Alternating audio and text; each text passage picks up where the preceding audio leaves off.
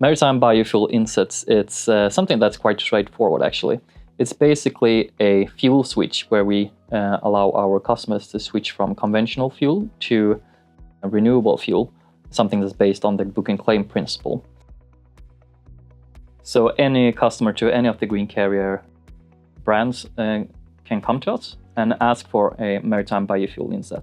We can do that proactively or based on historical emission data. So if you want to make a reduction for previous emissions or those we project for your upcoming freights, we can do it. Then we make sure that we allocate the corresponding amount of CO2 reductions with our fuel provider. The fuel provider in turn makes sure that the corresponding amount is bunkered onto any vessel that can be run on biomethane. I think the great upside with a solution like this and the way it works is that it can help companies to achieve a reduction in those very notoriously difficult Scope 3 emissions.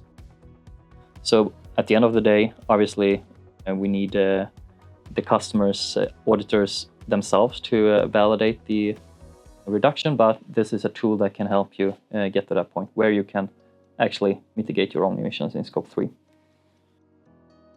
With our very highly set ambitions in terms of sustainability, I think it's not only saying it's the least thing we can do, it's a must. If we want to be that sustainability challenger that we set out to be, this is definitely something we must do.